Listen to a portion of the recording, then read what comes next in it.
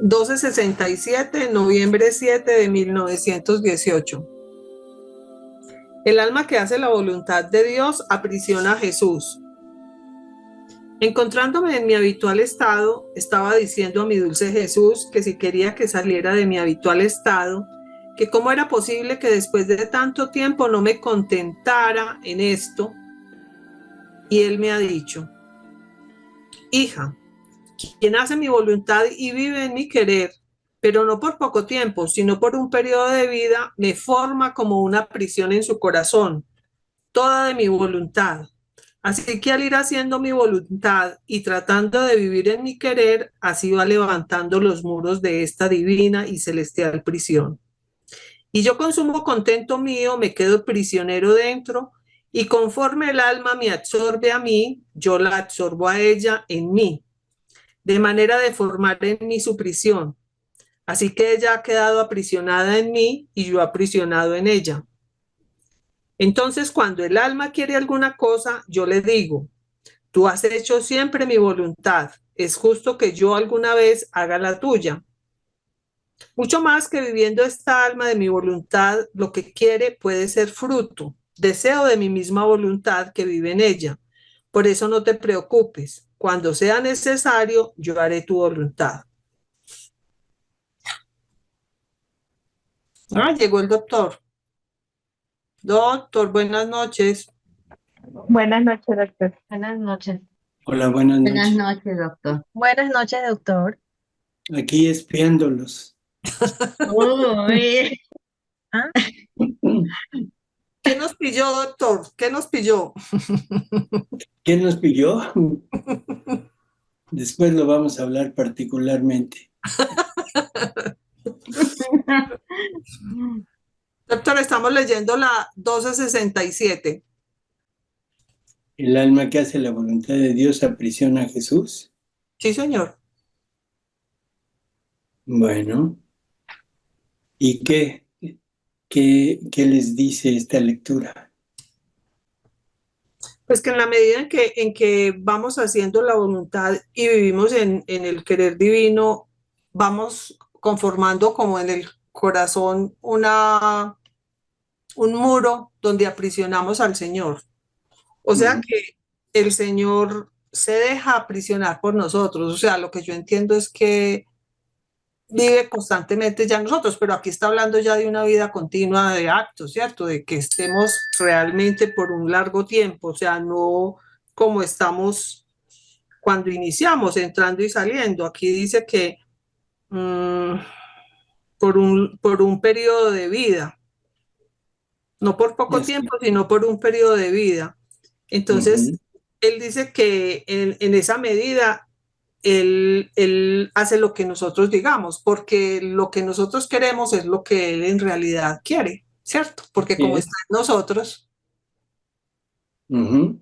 Esto hay que entenderlo, que ya no es lo que uno quiere, sino es lo que la divina voluntad quiere, y eso es lo que nosotros lo sentimos como nuestro. O sea, es la voluntad de Dios en nosotros. Y lo que dijiste ahorita, en un periodo de vida, ¿qué quiere decir eso?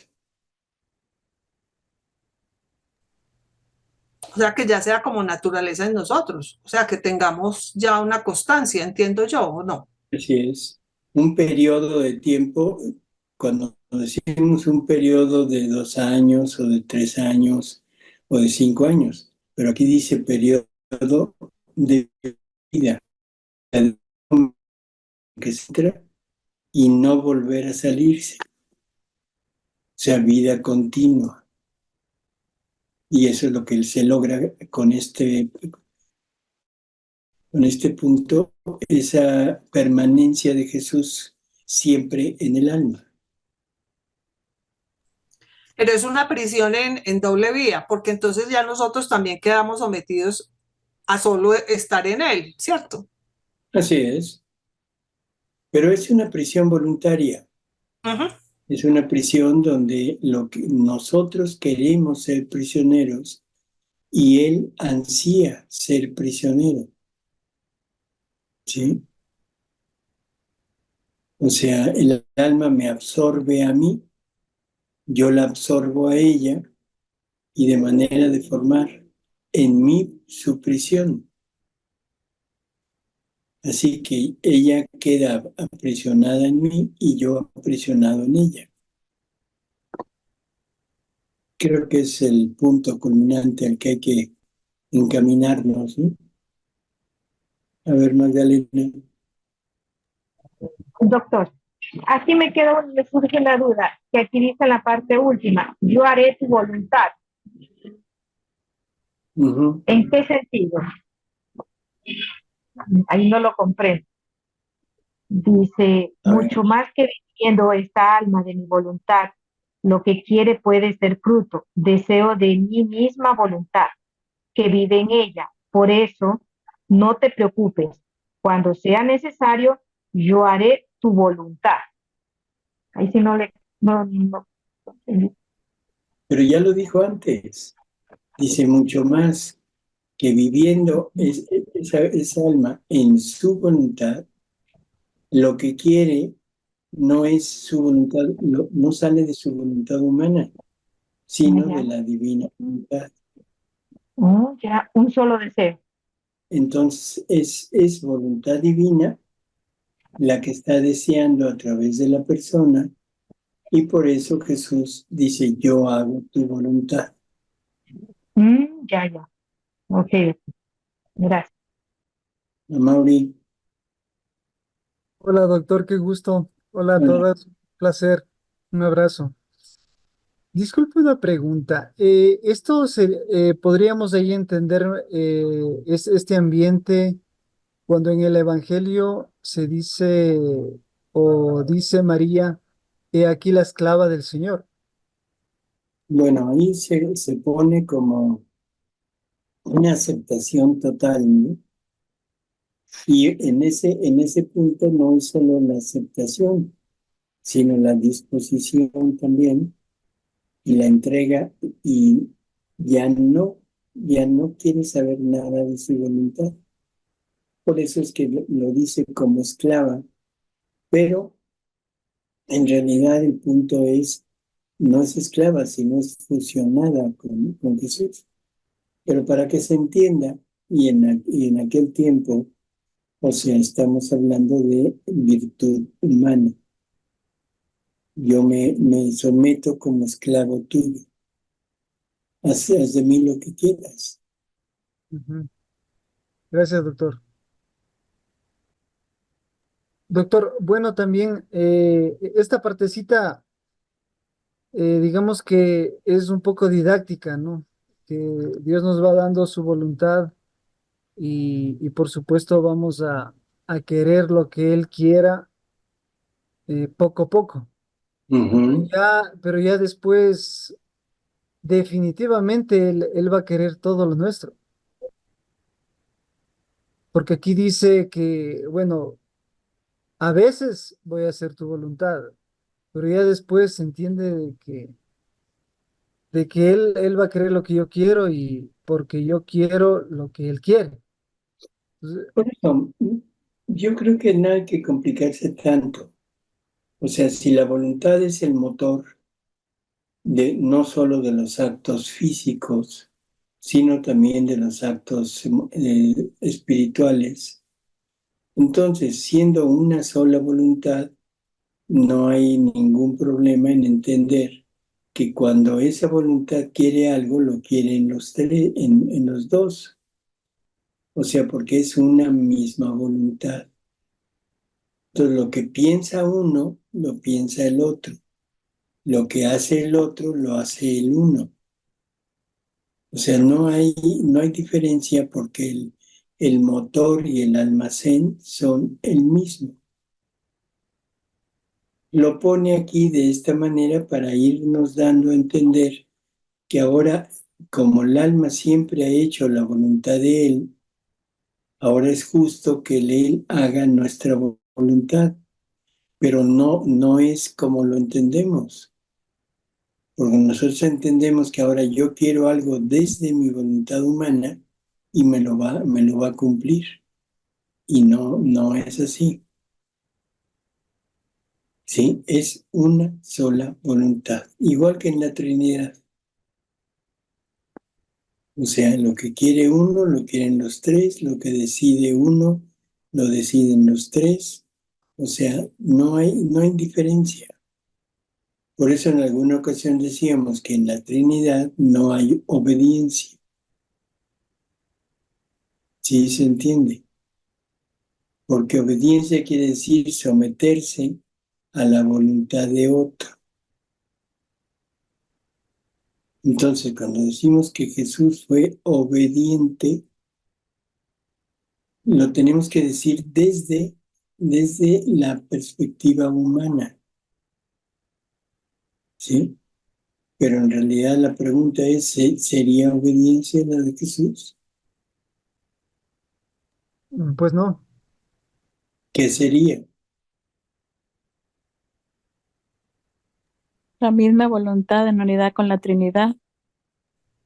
Él es la obediencia. ¿Cómo?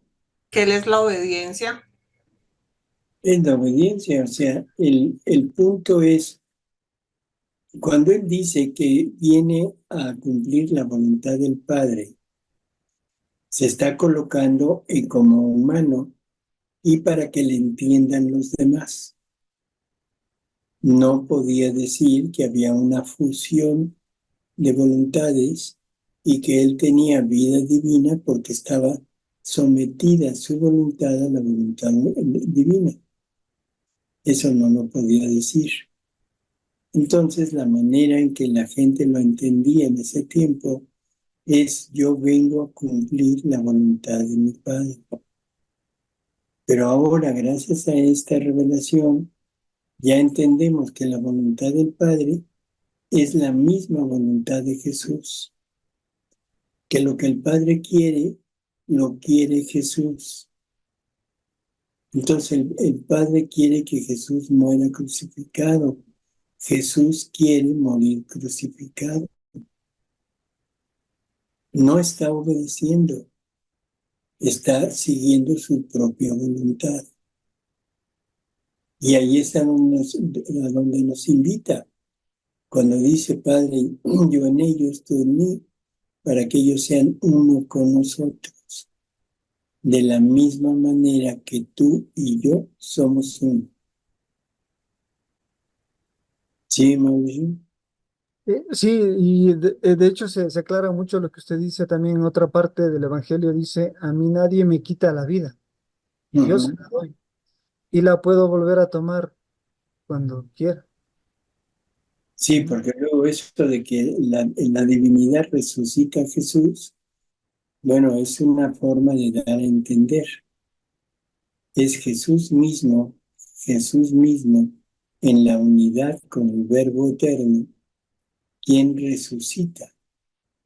Me ha sido dado el poder de dar mi vida y volverla a tomar. O sea, Jesús nos fue hablando poco a poco de la divina voluntad sin mencionarlo. La única vez, bueno, no la única, en varias ocasiones es cuando Él da a entender que el Padre y Él son uno. Felipe, tanto tiempo hace que está con ustedes y no ha visto al Padre. O sea, ¿qué le está diciendo? ¿Qué le está diciendo, mamá? Eh, o sea, yo soy el Padre. Pues, el Padre está en mí, yo soy el Padre, podríamos decirlo así, ¿sí? Cuando dice yo no hago mis obras, sino es mi Padre que obra en mí, nos está diciendo lo mismo. Bueno, eso que él dice y que se había tomado como algo prácticamente sin entenderlo y se había tomado como que el Padre, como que era anuente a lo que Jesús quería, a lo que Jesús hacía por el sacrificio de Jesús. No, no es por el sacrificio, es por naturaleza.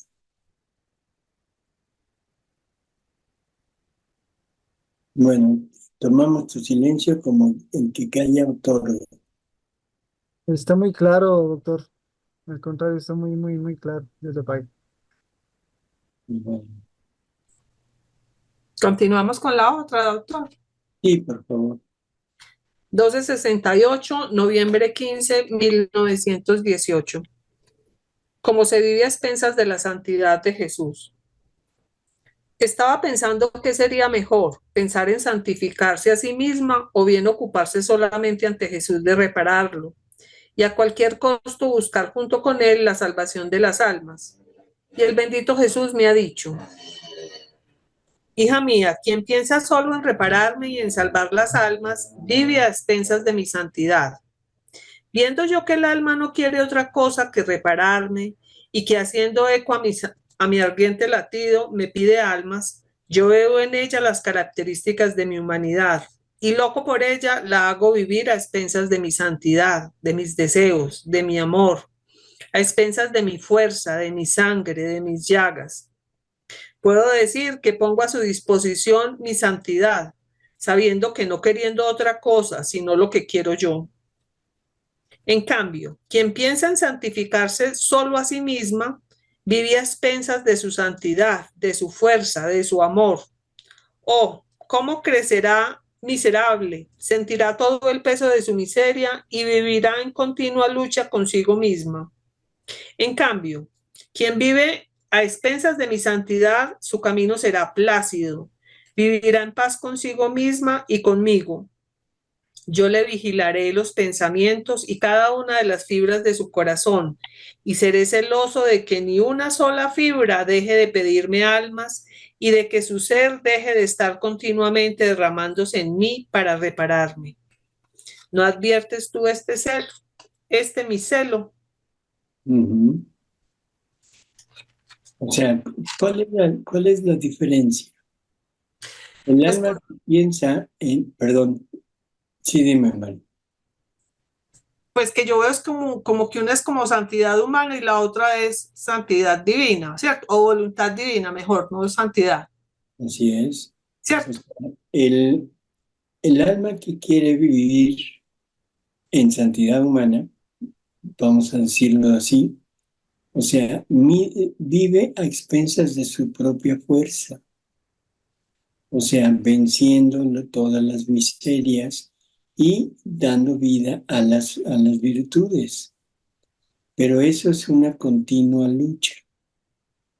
¿Por qué? Porque sigue actuando la voluntad, la inteligencia y la memoria humana y sigue teniendo los mismos deseos, los mismos instintos. Entonces, prácticamente es lo mismo, o sea, una lucha constante. Cuando se vive en la divina voluntad, ya no hay lucha, ya no hay esfuerzo. ¿Por qué? Porque ya es la misma voluntad de Dios, la nuestra. Y la voluntad de Dios no es que yo sea lujurioso y no tengo que pelearme contra la lujuria. ¿Por qué? Porque en mí ya no hay lujuria. Ya no soy mentiroso, ¿sí? ¿Por qué? Porque en la divina voluntad no hay ese defecto. Y así de todo lo demás. La divina voluntad es, por decirlo así, para que se entienda, la virtud completa, total de todo, como naturaleza, no como esfuerzo, no como un vencimiento que ha hecho para lograrlo, sino como naturaleza. Por eso es que dice, quien piensa en santificarse solo a sí misma, vive a expensas de su santidad, de su fuerza, de su amor. Dice, o cómo crecerá miserable, sentirá todo el peso de su miseria y vivirá en continua lucha consigo misma. ¿Cuánto no nos narran la vida de los santos, todo lo que tuvieron que hacer para mantenerse virtuosos? Se flagelaban, ayunaban, se revolcaban en la nieve, se revolcaban en espinas para matar el impulso del cuerpo. O sea, eso es porque tenían que vencer esas miserias con su voluntad humana. Ahora, en la Virgen María, ¿cuántas veces se flageló? Nunca. ¿Cuántas veces habrá hecho sacrificios para aumentar su santidad? Nunca. Nunca. ¿Cuántas veces ayunaría? Menos. Lo dice Jesús, ¿no? Cuando le preguntan por qué sus discípulos no ayunan, ¿qué les dice? ¿Cómo van a ayunar estando el esposo con ellos? En fin, esto es la enorme diferencia de vivir a expensas de mi santidad o a expensas de la santidad divina, de la santidad divina. Y entonces su camino será plácido, vivirá en paz consigo mismo, ¿sí? Y en paz conmigo. ¿De acuerdo? A ver, Rosy. Sí, doctor, buenas noches.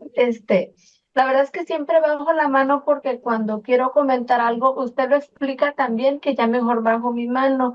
Y esa era la pregunta que le iba a hacer, el comparativo que le iba a hacer. La diferencia entre que dice el Señor, los que viven a expensas de mi santidad y los que buscan buscando su propia santidad. Por ejemplo, antes de que yo tuviera contacto con estas verdades divinas, yo tardé años. Me pasaron una novena de Santa Brígida. No sé si alguien tenga experiencia de que está aquí y que se tenía que hacer por 15 años y que no se podía fallar. Entonces, exactamente, usted lo estaba diciendo, yo me trasladé a ese tiempo.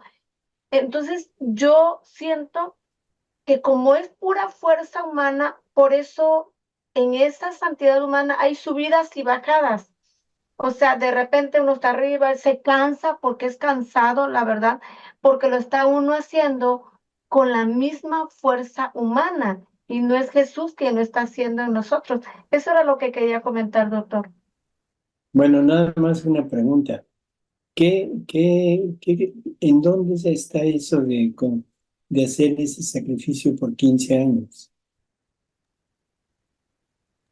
Yo lo hice esas oraciones. ¿Cómo? Yo hice también. Era todos los días había que hacer 15 oraciones de Santa Brígida, diario. Me tardaba 1 hora en hacerlo. Y si yo fallaba un día, tenía que regresar al principio. Y ahí me dio el COVID y ya no las pude hacer más. Qué bárbara. Es una gran diferencia, sí, de verdad, doctor. Yo sentí un alivio cuando encontré la divina voluntad. Eso sí es heroico. Por 6 meses la...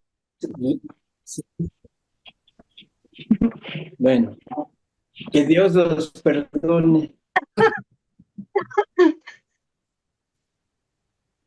Doctor, yo veo también aquí una diferencia entre las dos.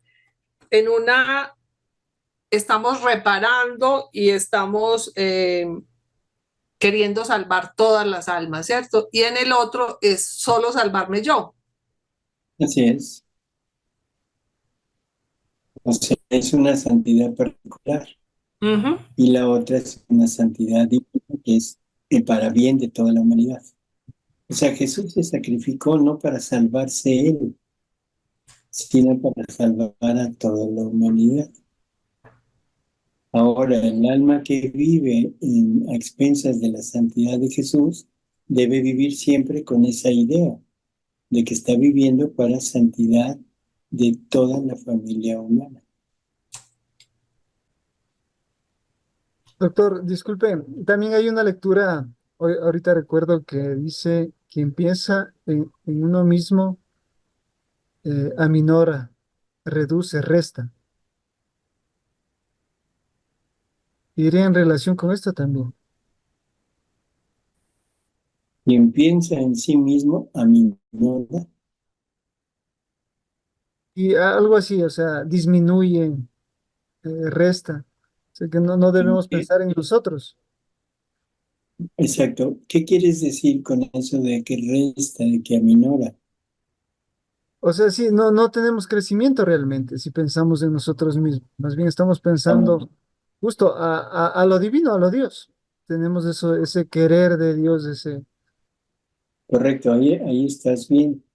O sea, no es que aminore, o sea, que disminuya, sino es que prácticamente no está llegando al margen o a la altura de lo que Dios quiere y te estás quedando muy por debajo. ¿Sí?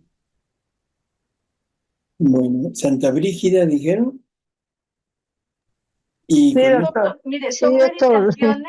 son meditaciones de la pasión de nuestro Señor Jesucristo. Incluso, cuando yo empecé leyendo, el libro de las horas de la pasión, me hizo recordar muchas cosas porque dentro de esas oraciones, o sea, la visión que tuvo Santa Brígida, Luisa también, o sea, algunas, muchas cosas de las que, de las que está escrita en el libro de las horas de la pasión, están en la novena de Santa Brígida, porque es como una visión que tuvo la santa, donde Jesús le presenta su sufrimiento desde el Getsemaní hasta la muerte en la cruz.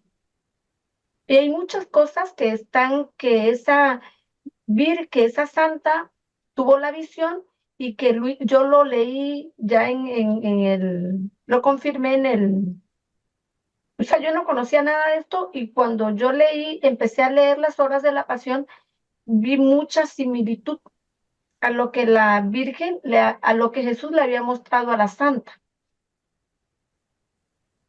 bueno, en cuanto al sufrimiento exterior, sí, pero no en cuanto al sufrimiento interior. Es correcto, doctor. Pero disculpen que me interrumpa, ¿no? Pero si no me equivoco, yo también las he conocido y las he hecho, pero dice que son 15 oraciones durante un año, ininterrumpidas, no 15 años. Bueno, pero imagínate la efectividad si se hace por 15 años. Claro, claro, Mucho mayor si se hace por un año. claro. Pero a otra pregunta, doctor, también. Cuando se comenta que cuando uno está en oración, en santidad, queriendo alcanzar esa santidad humana, ¿verdad? Lo que hemos conocido, pues yo en lo personal me inclinaba siempre en mi oración a pedir siempre por todo mundo, por la paz y la conversión mundial. Más sin embargo, caigo en la cuenta que aún así no estaba haciéndolo en santidad divina, lo cual es muy diferente. La otra es un deseo, Exacto. es una realidad.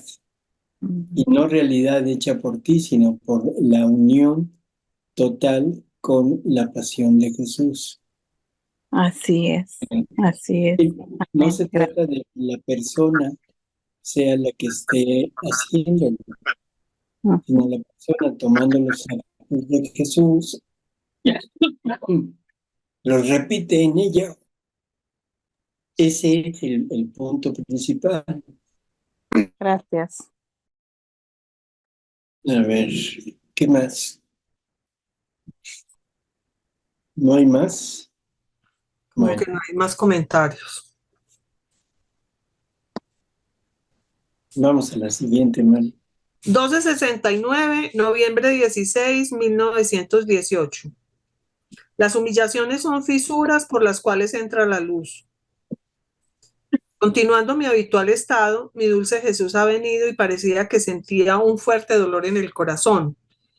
Y pidiendo mi ayuda me ha dicho: hija mía, qué cadenas de delitos en estos días, qué triunfo satánico. La prosperidad del impío es la señal más mala y son empujones con los cuales la fe parte de sus naciones, quedando como atrapados dentro de una oscura prisión. En cambio, las humillaciones al impío son tantas fisuras por las cuales entra la luz, que haciéndolo reentrar en sí mismo, le lleva la fe a él y a las mismas naciones. Así que les hará más bien las humillaciones que cualquier victoria y conquista. ¿Qué momentos críticos y dolorosos atravesarán? El infierno y los malvados se roen de rabia por comenzar sus embrollos y maldades. Pobres hijos míos, pobre iglesia mía. De alguna manera creo que es muy claro, ¿no? O sea, lo que son todos los éxitos, todos los triunfos, o sea, de los, bueno, aquí dice impíos, yo digo ya de todo el mundo, de todos aquellos que están acordes al mundo, bueno, esa es la señal más mala y continuamente nos van empujando a perder la fe, que es lo que dice aquí. Son empujones con los cuales la fe parte de sus naciones. O sea, ya no se tiene fe. Digamos, ¿qué fe puede tener un pueblo, una nación que está acorde con el aborto, que está anuente a este cambio de género, donde no se respeta la naturaleza, lo normal? ¿Qué fe pueden tener? Ninguno. Una, Entonces, todo esto es señales terriblemente claras de que la parte satánica se ha apoderado de este mundo. Entonces, estamos viviendo un mundo satánico. Porque cuando oímos que las sectas satánicas, todo pensamos en ritos ocultos, pensamos en sacrificios, pensamos en, pues, en profanaciones del sacramento, en fin, pero nunca pensamos que mi vecino o que yo mismo soy un miembro de este culto satánico. Si nuestra vida debiera estar siempre enfocada en la unión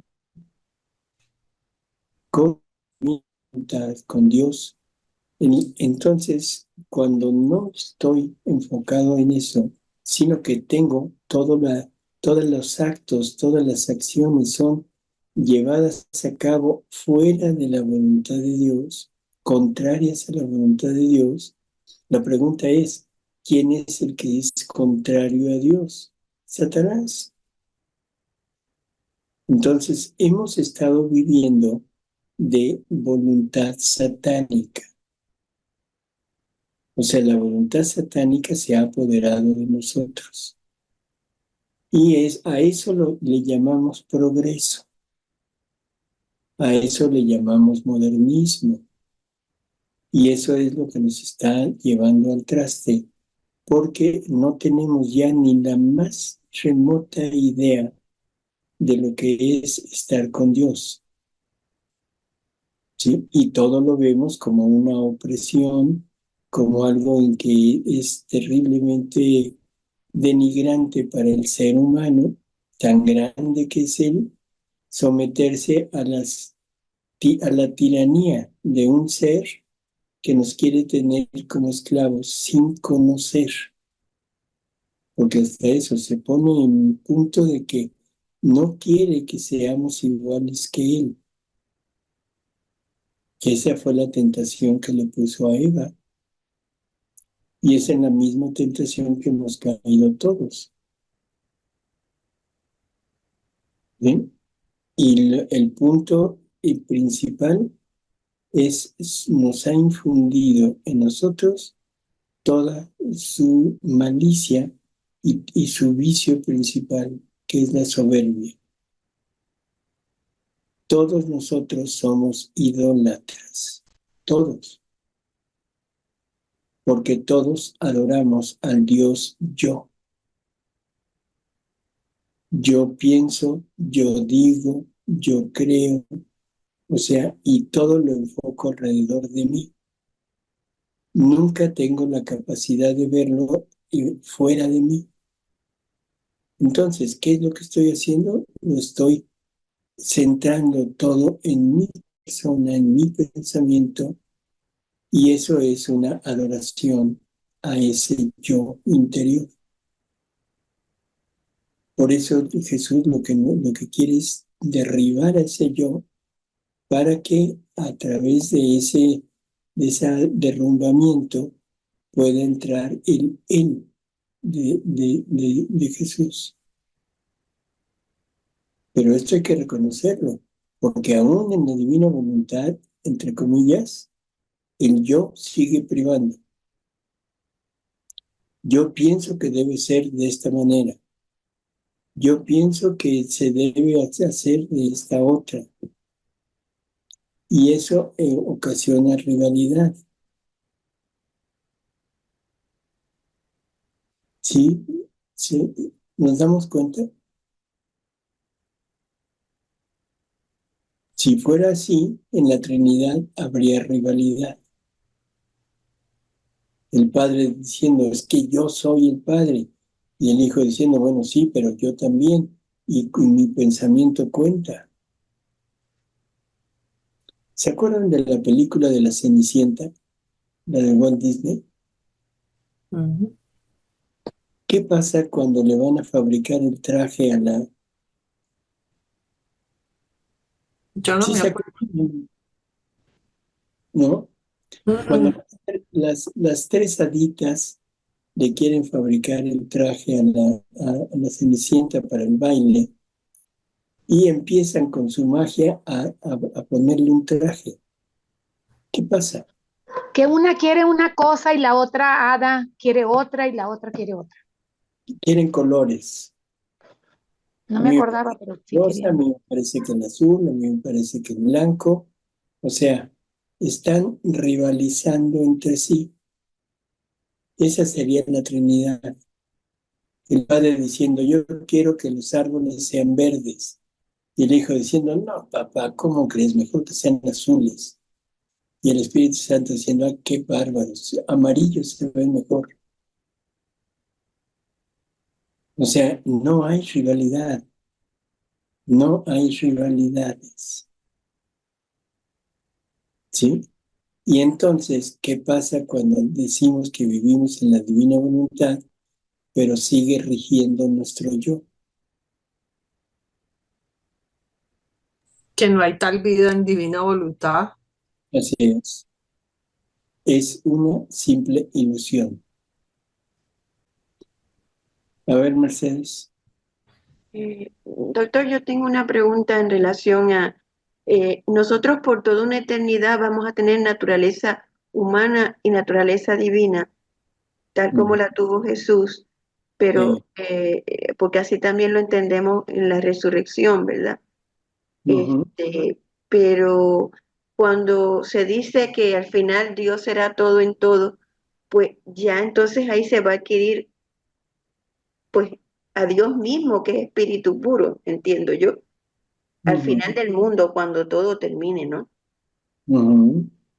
Así podemos entenderlo. Pero, ¿y cuál es el punto? Por eso que, o sea, que ver la diferencia entre cuando uno parte de este mundo, se espera a ese momento en que, vamos a decir, el alma retorna con su cuerpo, lo que leemos en la Sagrada Escritura, y tenemos esa doble naturaleza, pero al final de cuando termine todo, entonces vamos a ser Dios mismo, o sea, vamos a estar en Dios todos. Entonces, lo que quieres decir es que se va a perder el cuerpo. O sea, eso es lo que quiero más o menos Por eso, entender. eso es lo que quieres decir, Exacto, sí, sí. Eso es ¿no? lo que quiero entender. Que somos hechos a imagen de Jesús, Ok. ¿sí? Bueno, En Jesús es Dios, claro, sí. porque la divinidad, o sea, le comparte todos sus atributos a la humanidad. Ujú. Y entonces la humanidad es una humanidad totalmente distinta de la humanidad que conocemos. Por eso Jesús, cuando resucita, podía estar en varios lugares al mismo tiempo, se trasladaba de un lugar a otro sin tener que hacer el trayecto, entraba a un lugar cerrado, entraba sin ningún obstáculo y sin llegar a tocar. O sea, el cuerpo adquiere las características del espíritu. Es un cuerpo totalmente espiritualizado, pero a final de cuentas, cuerpo. Gracias. Bueno, doctor, a mí me llamó la atención lo que acaba de decir Mercedes, lo cual creo estar en lo cierto, más sin embargo, sabemos que tenemos la naturaleza humana y la naturaleza divina porque fuimos creados de imagen y semejanza de Dios y luego en Adán, ¿verdad? Más sin embargo, lo que estamos aquí aprendiendo y nuestro caminar es querer vivir en esta divina voluntad. ¿Eso es así? Ujú. Bien, gracias.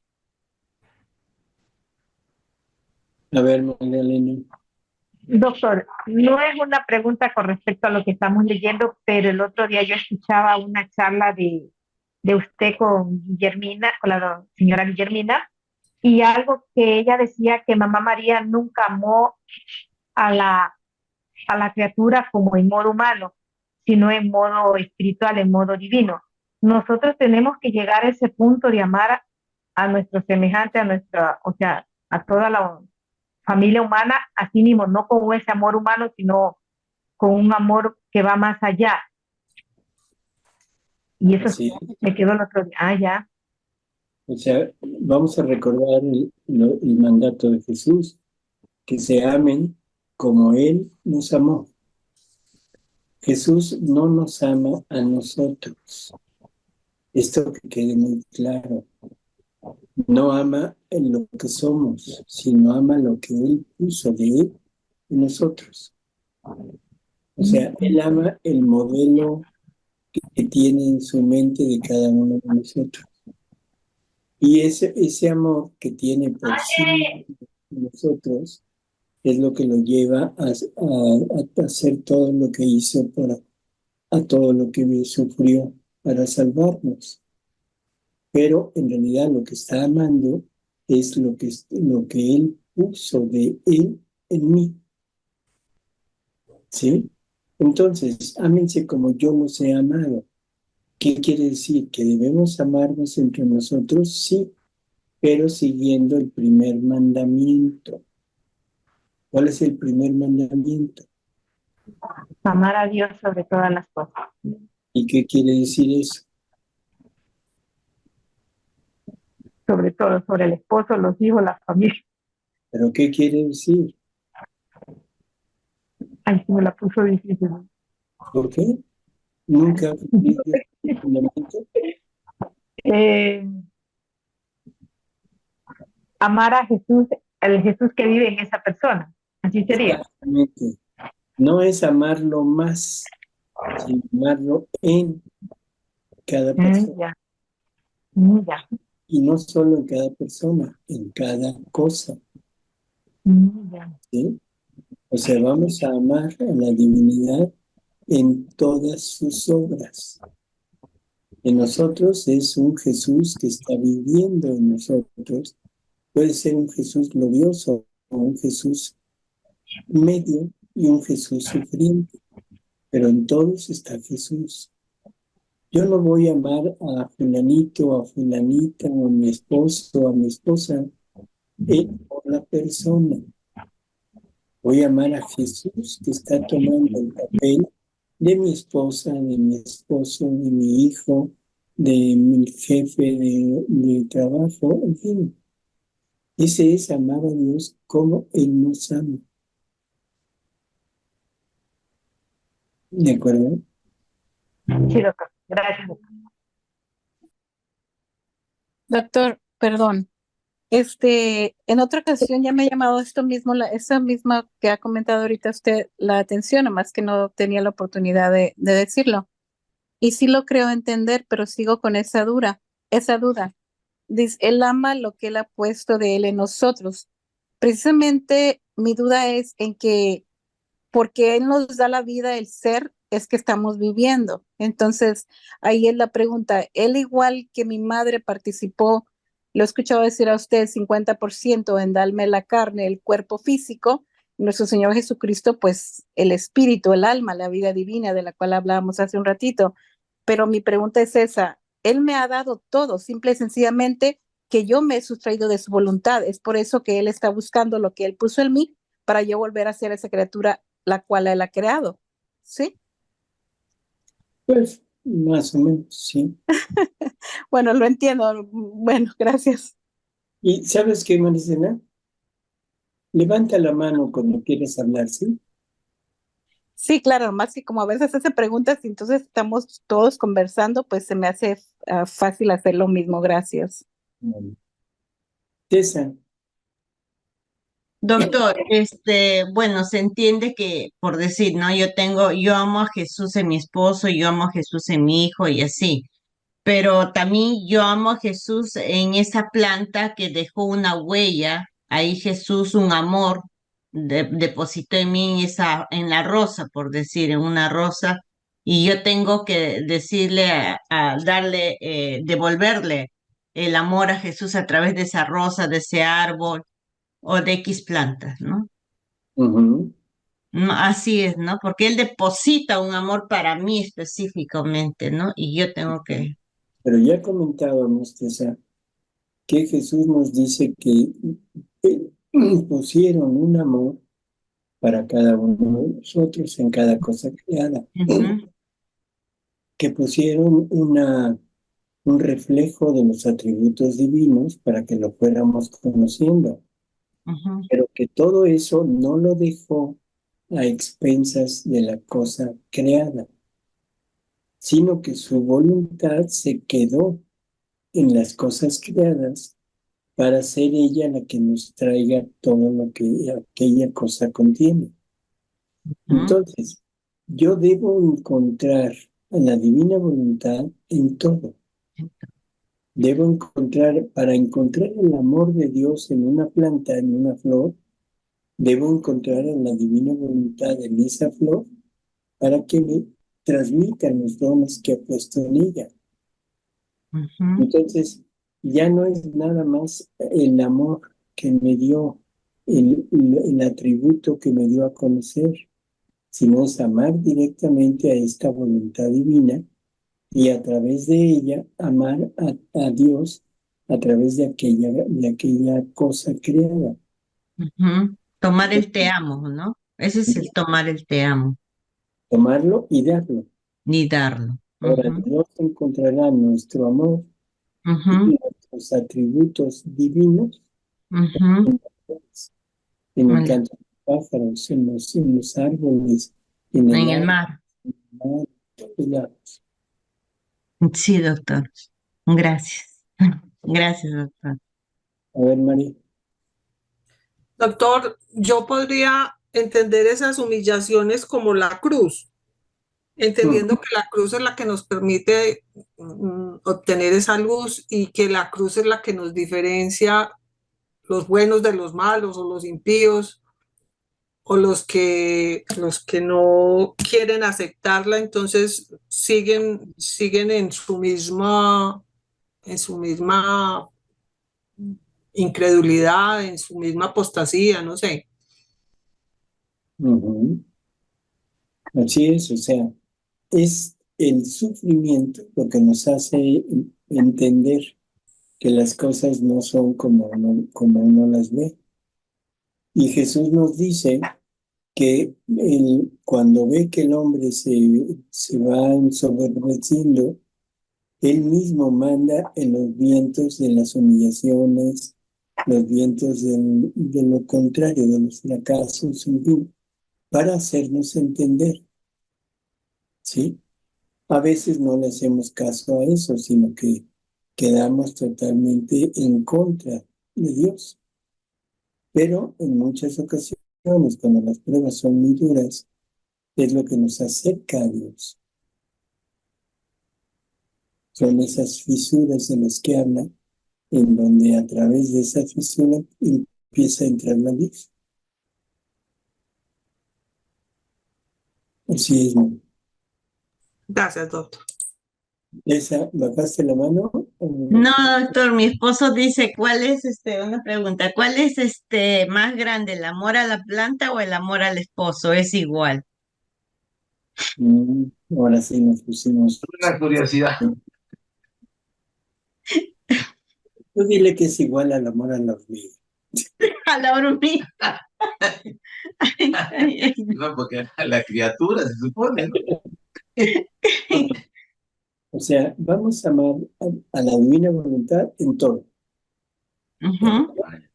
Sí. Amor divino, porque es la misma divina voluntad que está en tu esposo que la que está en la planta. En un insecto. Un insecto.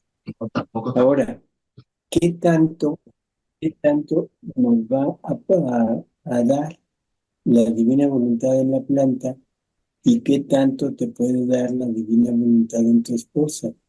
En tu esposo, el ser humano es la obra perfecta de Dios, la obra cumbre de Dios.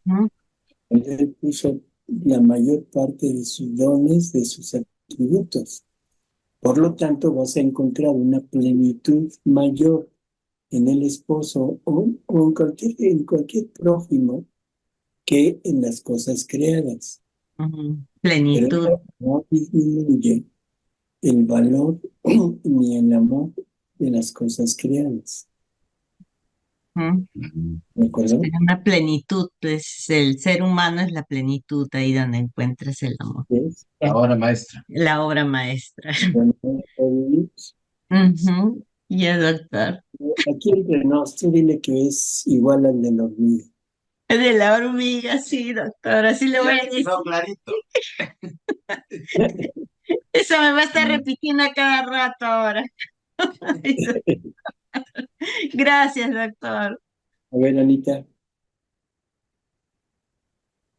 Ay, gracias, doctor. Quería preguntarle con respecto a lo del alma, si, si, si Dios le insufló su aliento o no, al hombre, ¿verdad? A la criatura,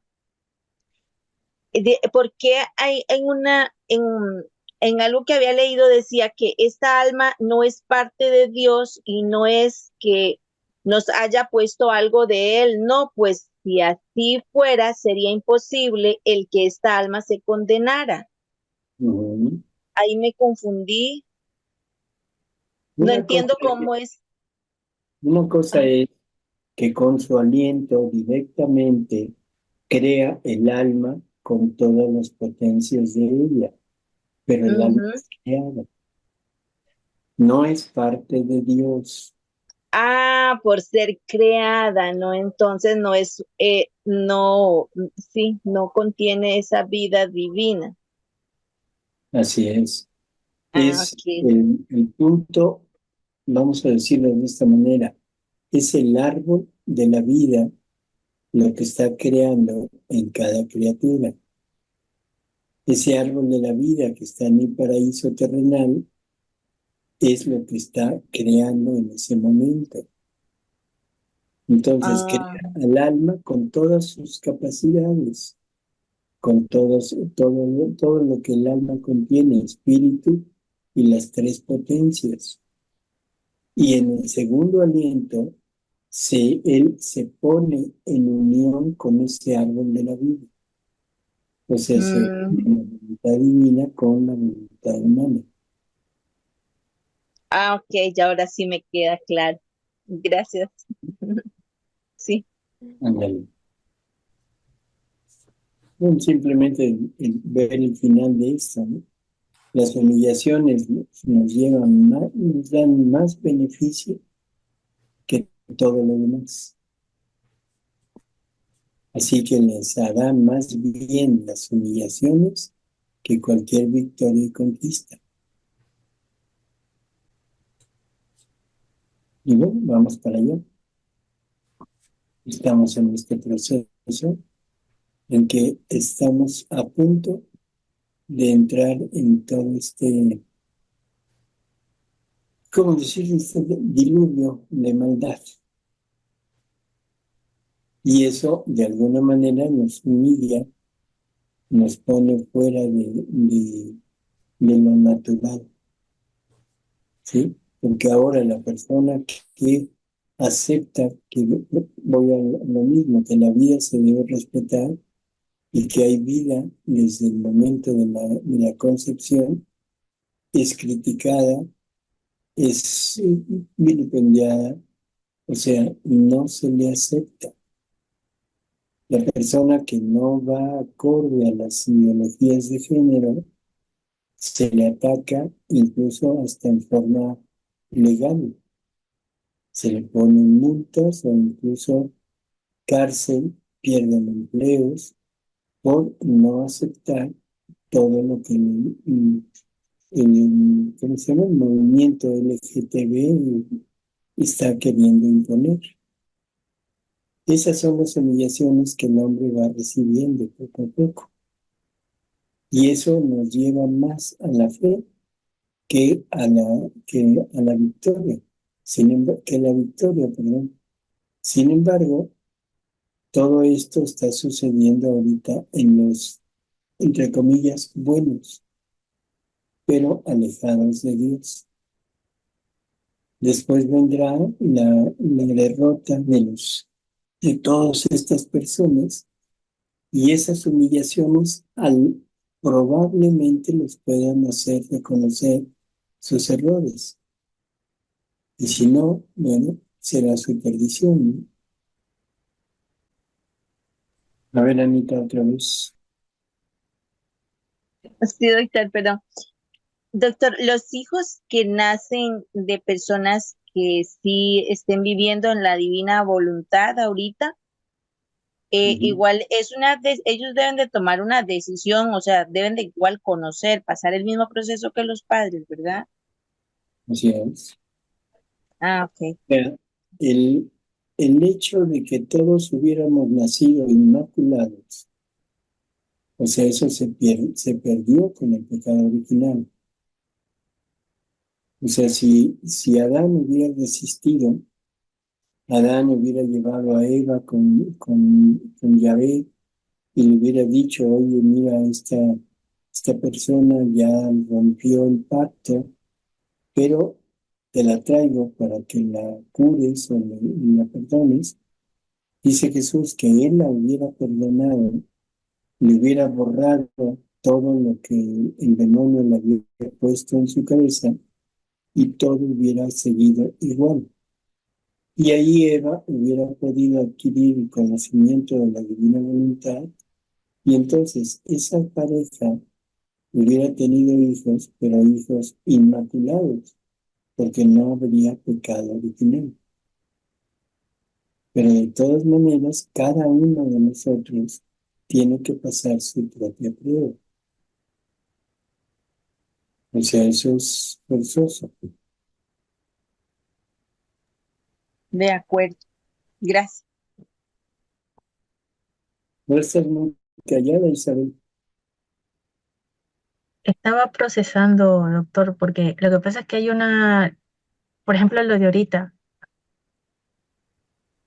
yo pensaba de que si Adán hubiera sido, o sea, si Adán hubiera pasado la prueba, yo pensaba que, pues que ya no, los hijos ya, o sea, todos nosotros, no es que íbamos a estar en la divina voluntad, pero íbamos igual a ser santos todos.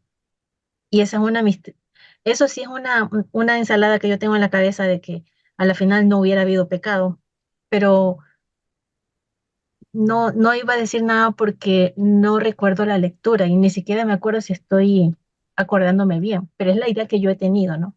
Y ahorita usted me movió el piso con eso que dijo. A ver, tú piensas que el hombre podría haber sido inmaculado y que nunca hubiera pecado, nada más porque los padres nunca pecaron. No, no, No. porque ¿En cada dónde, uno. en dónde quedaría la libertad del hombre? Quedaría anulada la libertad. Y el libre albedrío nos lo dio para escoger libremente a quién queremos amar. ¿Qué es lo que queremos en nuestra vida? Si queremos la vida divina o queremos la vida humana. Por lo tanto, todos tenían que nacer con sus miserias. Y esas miserias tenían que ser escogidas o rechazadas. Esa es la prueba. O sea, ¿qué prueba hemos pasado?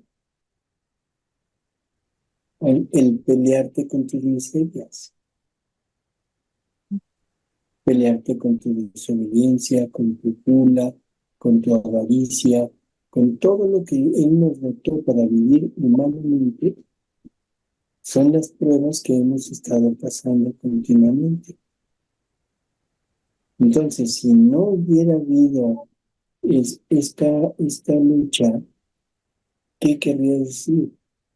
Que Dios hubiera tenido esclavos, no seres que quisieran estar libremente con Él. Ah, claro, sí es verdad. Pero entonces,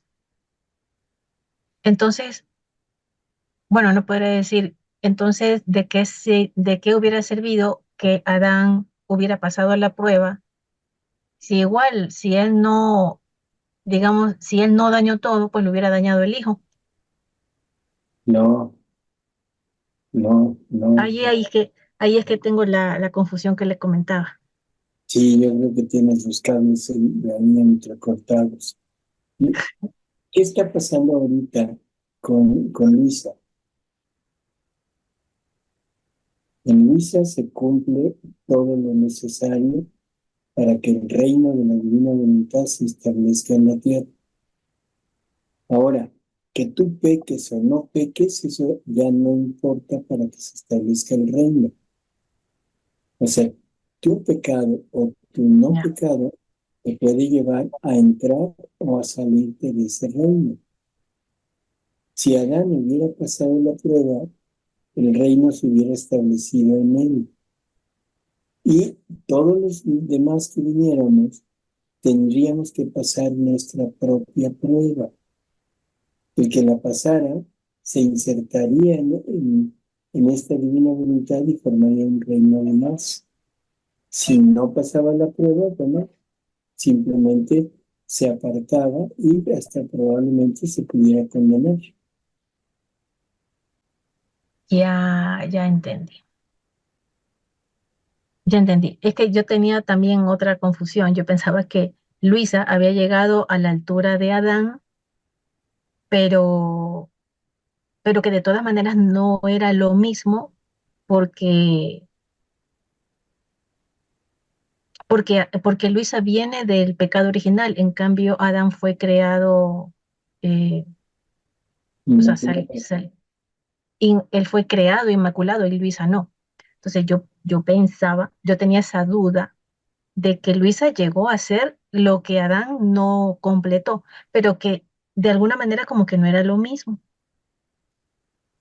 Pero eso sí era una idea, esa era una pregunta. Diferente.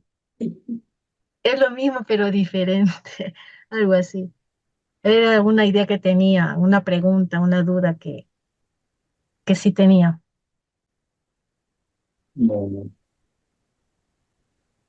vamos a leer la última, ¿no? Es bastante larga, ¿no? Vamos a leer. No es larguita, es más o menos, doctor. ¿La leo? Sí. 1270, noviembre 29, 1918. Quien sale de la divina voluntad sale de la luz. Encontrándome en mi habitual estado, estaba rogando a mi siempre amable Jesús que hoy, como me había prometido la otra vez, que cuando el alma hace siempre su voluntad, alguna vez permite que él haga la voluntad del alma. Así que le decía, hoy justamente debes hacer mi voluntad. Y Jesús al venir me ha dicho, hija mía, ¿no sabes tú que el alma saliendo de mi voluntad es para ella como una jornada sin sol, sin calor, sin la vida de la actitud divina en ella. Y yo, amor mío, el cielo me guarde de hacer esto. Preferiría morir que salir de tu voluntad. Por eso pon tu voluntad en mí y luego dime que es voluntad mía que hoy yo haga tu voluntad. Y Jesús, traviesa, está bien, te contento. Te tendré conmigo hasta que quiera y después yo mismo te dejaré libre. Oh, cómo he quedado contenta de que sin hacer mi voluntad, Jesús, fundiendo su voluntad a la mía, haciendo la suya, hacía la mía.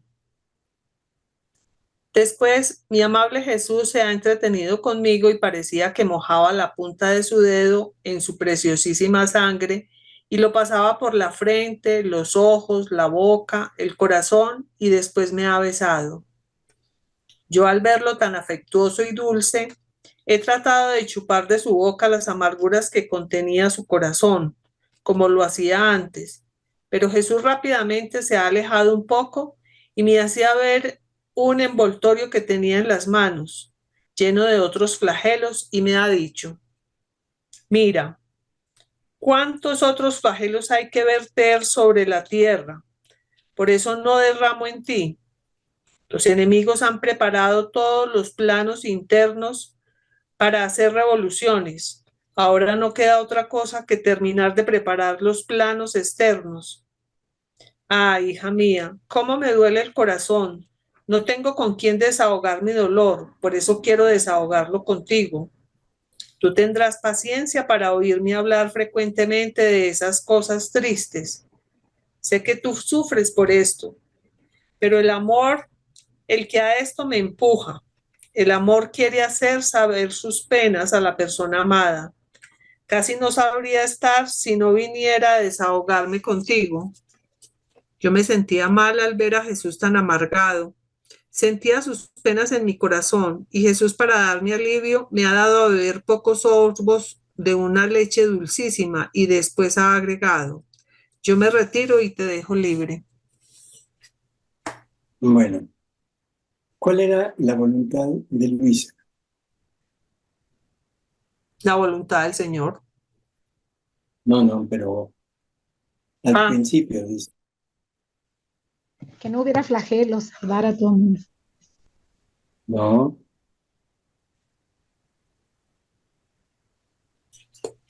Que el alma haga siempre su voluntad.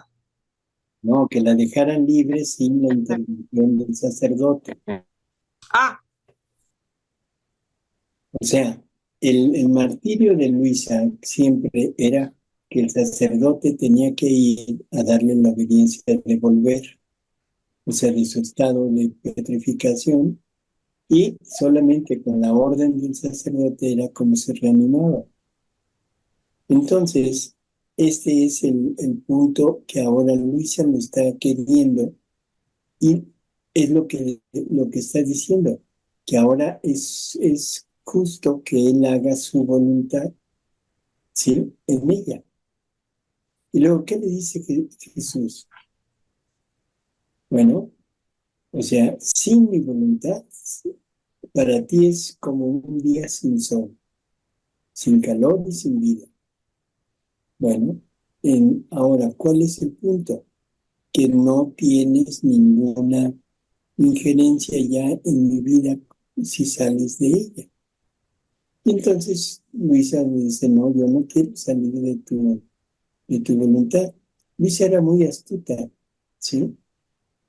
Dice, ahora por eso pon tu voluntad en mí y luego dime que es voluntad mía, o sea, voluntad de Jesús, que quiere que haga su voluntad de Luisa. Es una forma de irlo como envolviendo a ver si cae. Y por eso Jesús le dice, atraviesa, está bien, te contento, te tendré conmigo hasta que quiera, y después yo mismo te dejaré libre. Eso es lo que nos da la clave de lo que Luisa quería, que liberarla de su estado, pero el mismo Jesús, no el sacerdote. ¿Sí? Bueno, luego lo que ella quería, en fin, en, en todo lo demás es sobre los flagelos que en realidad no tiene mayor implicación con la vida ni la divina voluntad, ¿no? Y esto es importante, la parte final del versículo 7. El amor quiere hacer saber tus penas a la persona amada. Casi no sabría estar si no viniera a desahogarme contigo. Entonces, prácticamente sería todo lo que tendríamos en esta lectura, ¿no?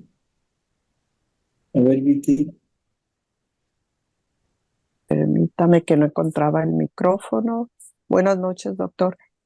Yo me quedé pensando respecto a la pregunta de Isabel, de la duda que tenía. Me quedé pensando entonces, si Adán No sé, no se escucha, ya se escucha mejor.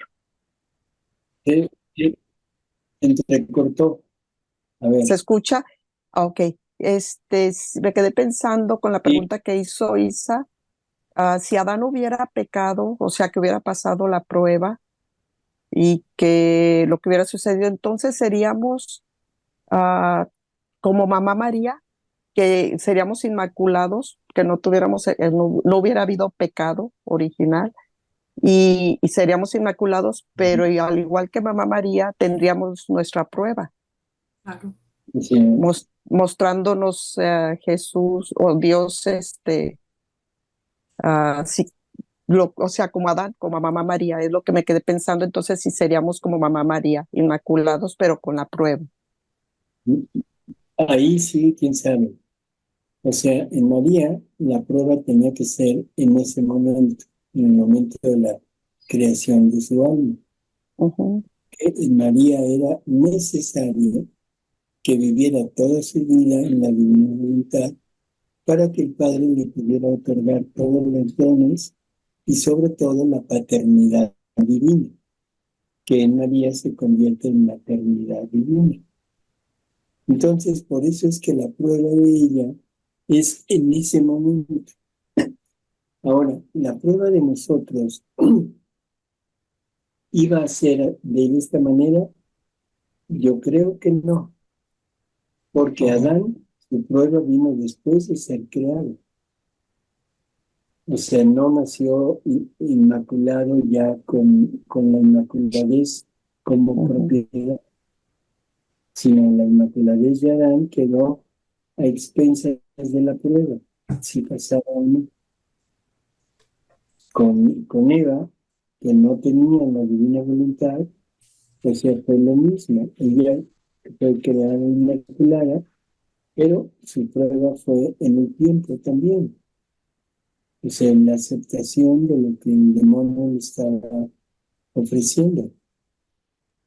Entonces, yo creo que la prueba de cada uno debería de ser en forma, igual que como se lleva ahorita, de toda la vida.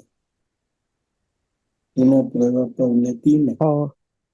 Pero sería todo más sencillo porque tendríamos primero el conocimiento de lo que es la divina voluntad, tendríamos la ayuda de esa divina voluntad en nosotros. Eso es lo que yo pienso. No tengo ninguna cosa en que apoyarme para decirle esto. Quizá lo único es que Adán, siendo inmaculado desde el momento de su creación, con la divina voluntad en él, tuvo que pasar su prueba. Y antes del pecado, vivió algún tiempo, no sabemos cuánto, sin pecar. Es lo que estaba pensando. Entonces, ¿qué lapso tendría Adán desde que fue creado hasta el momento de pecar? Entonces, es como dice, es solo Dios sabe. Y sería así nuestro día a día para prueba de día a día, pero como dice, más fácil para que hoy en día. Ujú. con el pecado. Ok, gracias, doctor. A ver, Ismael. Doctor, sí, sí, leí en el libro del cielo que, claro, Adán, él era inocente puro, no tenía de dónde, pues, o sea, no tenía un ejemplo del mal, era puro inocente. A cambio, nosotros sí conocemos lo que es el mal, digamos que tenemos mejores referencias y ya podemos definir nuestro libre albedrío. Pero hay algo que leí en el libro del cielo que cuando con la falla de Adán entró el mal en el hombre. Pero siempre me he preguntado, y el que lo hace caer, la que lo hace caer a Eva era el demonio a través de la serpiente. ¿No era el mal que ya existía a través de esa culebra? ¿O de la que le cayó a la que lo sedujo a Eva? ¿El mal ya instalado?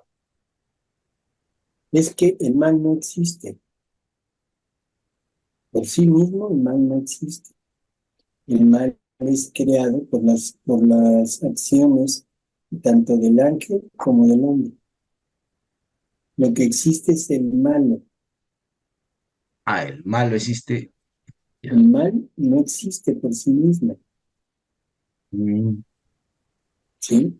O sea, por ejemplo, cuando la iglesia dice, líbranos del mal, y uno se pregunta, ¿de qué mal me va a librar? Ah, sí, sí, sí. ¿De qué mal quieren que te libre? Es No como, es existe. como abstracto, ¿no? Ujú. Es líbranos del maligno. O sea, del maligno que puede ser el demonio, ¿sí? Pero sobre todo del maligno que es tu propia voluntad. Ujú. O sea, entender que el mal, por sí mismo, vamos a poner que la gula, la envidia, existen por sí mismas. No, es abstracto también. Ujú. Existen en el momento que el hombre las pone en marcha. Como en acto, doctor. ¿Sí es? Que las pone en acto. Ujú. Y ahí es en donde se genera el mal. Pero ese mal no se transmite, ese mal no se hereda. Sin embargo, el maligno sí es totalmente, yo digo, heredado, ¿sí? Ujú. Bien aprendido para no meter confusión. Un ser, un niño o niña que nazca en una familia donde el mal de la droga, el mal del alcohol, el mal de la prostitución, el mal de la violencia, de la envidia, todos los males que pueda haber, lo Ujú. más probable es que ese niño adquiera por experiencia el mismo mal, Ujú. ¿sí? Pero es lo que está decidiendo el propio niño. Ujú. No es que el mal llegue en infecto como si fuera un virus. Ujú. Doctor, entonces, digamos, era el maligno directo quien sedujo a Eva, ya por no decir el mal, Así es. ¿no? Ujú. Así con nombre, ya está, fue el que Ujú. la hizo. Claro, distinto al mal, como acto, como abstracto, ¿no? Así es. Mm. Bueno, pero de todas maneras, pobre Adán estaba en desventaja, pues, ¿no? Jesús dice que Adán, dice, pobrecito Adán, no tenía conocimiento del mal, porque no había nadie que se lo hubiera mostrado. Y si Adán tenía la ciencia infusa, no hubiera sido lógico que hubiera conocido el mal. Eso, sí. Mm. Pues, Claro, sí, pero, como la pero Virgen si que no, ni tenía la siquiera lo intuía, nada, no existía para él. No, no, no para él, para nadie, porque nadie lo había puesto en práctica. Sí, una nada, no existía. Ujú. Está Entonces, difícil, ¿verdad? ¿No? cuando hablamos de mal, vamos a entender que estamos hablando de algo abstracto, como dijiste ahorita, que Ujú. no es real, no existe. Ni, Nos hemos cambiado tanto que ya hasta el Padre Nuestro lo cambiamos. Sí. No líbranos del mal, sino del maligno.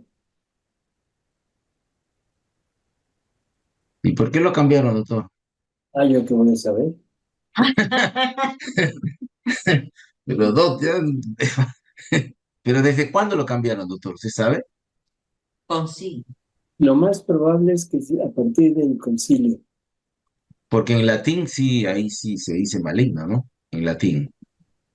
Igual en latín se dice, no nos induzcas a tentación. Y ahora lo cambiamos y decimos, líbranos de, ¿qué? No nos dejes caer en tentación. Caer en tentación.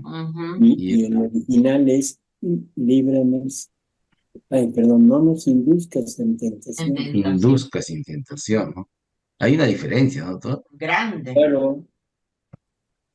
Pero es que es un contexto general, o sea, todo el Padre Nuestro tiene un hilo.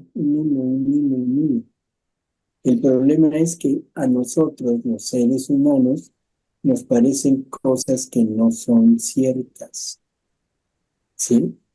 Danos hoy nuestro pan de cada día. Y todos pensamos en qué. Nuestro alimento diario, doctor. Y no entendemos que es la palabra, que es la voluntad, ¿sí? Que es la Eucaristía.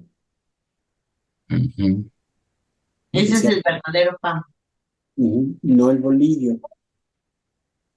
Me he quedado pensando, doctor, hasta ahorita usted me explica, pero con eso de que mi voluntad es el demonio. Eso dice que la voluntad humana Prefiero el maligno, doctor. se puede convertir en el ángel que nos lleve al cielo o en el demonio que nos precipite en el infierno. Ay, Dios.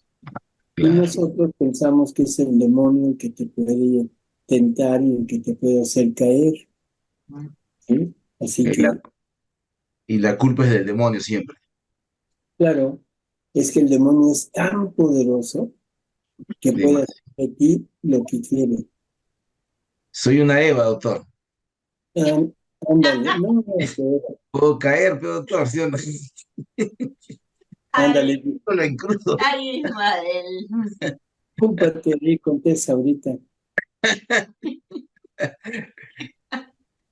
Ay, Doctor, los cambios que hace la iglesia, ¿no? Pero sí, pues sí, justamente a un sacerdote, y yo le dije eso, del Padre Nuestro, y se quedó también así, frío, no hay forma. Está cambiado, está demasiado cambiado, del latín al lenguaje vernacular está bien cambiado. Y en el lenguaje normal se decía así. O sea, lo fueron cambiando poco a poco. Vamos a decir que es por ignorancia y por no meter problemas, porque el que Dios nos induzca a tentación, eso suena muy fuerte. Está fuerte. Pero eso es por no entenderlo. Sí, pues. Porque esa petición viene después de la petición del pan. Si no me das tu amor, si no me das tu palabra, si no me das Eucaristía, si no me das tu voluntad, me estás indirectamente me induces a tentación porque me dejas sin armas para enfrentarla. ¿Sí? Pero ahora tenemos sus armas, que es la pasión, ¿no? Tenemos su palabra, tenemos su amor, tenemos su voluntad y tenemos su presencia en la Eucaristía. Todo eso son armas para enfrentar la tentación. Mira, qué lindo. Qué lindo. No nos dejes caer en tentación. Es una petición absurda. Piénsalo un poquito. Es absurda lo que estamos pidiendo. Ay, Señor, mira, yo soy, yo no, Ismael es lujurioso. Ismael es lujurioso. No, mejor borracho, doctor. No, ya tú eres lujurioso. No, bueno. Y tienes ese instinto de la lujuria y te encuentras en un momento dado en que puedes desarrollar, puedes llevar a cabo ese instinto.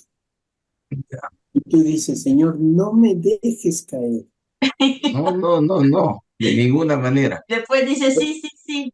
Sí, exacto, pero tu gusto te arrastra y caes. Ay, Y, no. y después dices, ay, Señor, pero ¿por qué me dejaste caer? Entonces la culpa es de Dios, no tuya. Pues de Dios, claro. No, o No es tuya. sea, eso de líbranos, de libéranos, de ayúdanos, es total y absoluta, no sé, conveniencia. Yo no hago nada, no haga Él. Claro, prácticamente lo estamos comprometiendo a Dios, como Claro. si fuera parte de la culpa o está involucrado, En tus indirectamente, pasiones. En tus indirectamente. pasiones. Pero si tú me das tu pan diario, este pan que no es el de alimento nada más, o sea, entonces yo tendré las armas suficientes para que desde mi voluntad yo pueda decir no. Como lo hago, doctor. Perfecto. Así es. Sí, sí, cómo no. Sí. Ya veo. Como se dice vulgarmente, sí, chucha. Doctor, muchísimas gracias, está todo clarísimo. Sí, Órale. Demasiado. Demasiado claro, doctor. A ver, antes de irnos. Mejor estaba la de la hormiguita. Ay, doctor. Hola. Yeah. Ya, doctor, Ok, gracias. disculpe. Es algo que yo creo que no es respuesta, pero igual me vino a mi mente cuando se comentaba ahorita que, por ejemplo, una niña, un niño en las condiciones de vida que nacen en un entorno donde hay drogadicción, donde hay prostitución, donde hay, pues digamos, toda la maldad, todo aquello que la voluntad humana ha creado, pero en ese ser humano tan pequeño, cuando, cuando vive en ese entorno, si no conoce otra cosa, le es difícil cambiar, ¿no? O sea, cómo, no sé cómo expresarlo, pero cómo decir cuándo ese niño, esa niña va a cambiar, en qué momento va a tomar conciencia de todo aquello, pues no está bien y hay que actuar de manera diferente. No sé si me explico. Sí, por eso, ¿qué tanta responsabilidad puedo tener? Sí. La responsabilidad empieza cuando empieza el uso de la razón. O sea, que ese es el punto principal. Y sobre todo cuando empieza el conocimiento. Todo mundo conoce en la actualidad que existe un Dios. A menos que vivan allá en la mitad de África, todos abandonados de toda la civilización, pero de todas maneras el hombre tiene siempre algo en su interior que lo lleva a desear un mundo mejor, Ok. ¿sí? Entonces, Ujú. en la medida que va progresando esa sensación, hay un pecado que se llama de omisión. No nos interesa educarnos, no nos interesa aprender, porque vivo feliz en lo que yo tengo. O sea, el hijo del narco, o sea, vive feliz porque lo obtiene todo de una manera tan sencilla que no le importa dañar a todo el mundo, no le importa nada. Incluso piensa que lo que está haciendo es bueno, piensa que es su trabajo. Bueno, o sea, eso yo pregunto, un individuo de 30, 50, 60 años, ¿ustedes creen que no sabe que lo que está haciendo es malo? No, sí, ya, claro. Entonces, como que sí tenía eso que cuando hay el uso de razón, simple y sencillamente que dependiendo de las mentes humanas y lo que ha dicho usted, la capacidad de querer interesarse por otras cosas y el que en su alma quiera hacer las cosas mejor, no sé si ya eso depende de ella misma o no a cierta edad. Como por ejemplo, digamos, el uso de razón 7 años. Ujú. No es una edad todavía aún muy corta donde el alma realmente no sabe las decisiones más adecuadas. Por eso, o sea, poco a poco lo va entendiendo. Bueno, Sí, o sea, no lo pongamos en edad, ya, pongámoslo en conciencia de lo que está pasando. bueno, ok, sí. Bueno, Creo que podría ser una extensa y vasta como respuesta a esto, ¿no? Porque dependiendo de cada circunstancia sería así. bueno, ponlo extensa y vas. Perdón. Ya de hablar. Gracias. Bueno, pues nos vemos la próxima semana.